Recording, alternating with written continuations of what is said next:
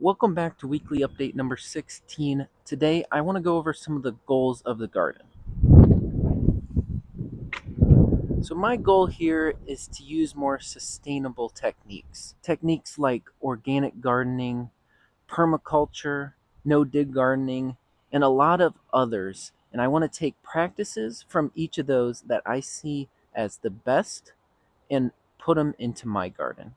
Like composting.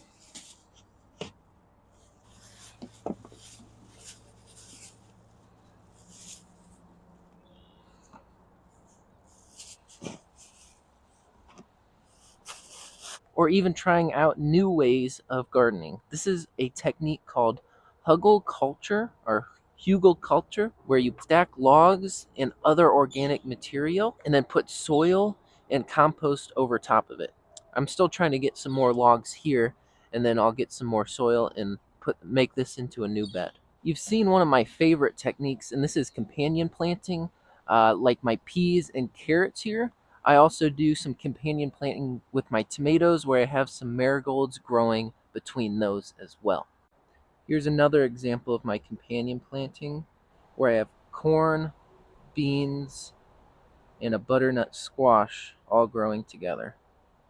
And while it's inevitable that I'm going to have tons of weeds in my garden, I'm trying to find ways to suppress those organically.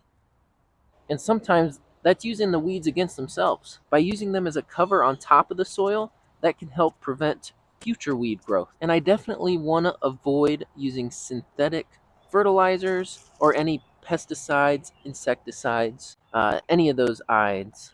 And as this may cause a lot more work on myself, like setting up these fences so the deer don't eat my apple trees, it'll all be worth it when I know what I grew is more sustainable, better for the environment, and definitely more healthy for myself. And as I continue finding better ways of doing things, I'll be here to share them with you guys.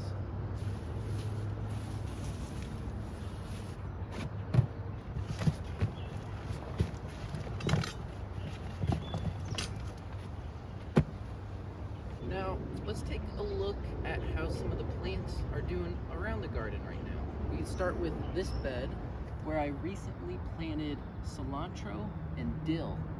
This is starting to come in nicely. There's a few spots missing just because I think I have some either squirrels or something digging holes, and they dug holes over there, here, and that's why not a lot of cilantro or dill is coming up in those areas.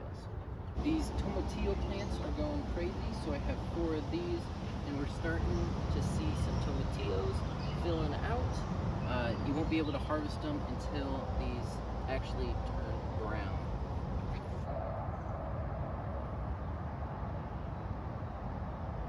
Right next to those, I haven't shown these in a while, but we have jalapenos, and we're starting to get some flowers on these, and they're growing, getting there.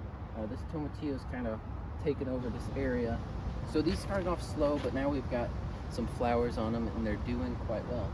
My tomatoes are going crazy, and my trellis is holding up quite well. I do need to attach some more of these branches onto the string to keep them growing up, and then maybe trim up some of the bottom here. So this one's a cherry. The rest look like they are just Roma or San Marzano tomatoes. But I have some in pots, so I'll have to see what those are, and if I can get some, at least one bigger tomato planted in here.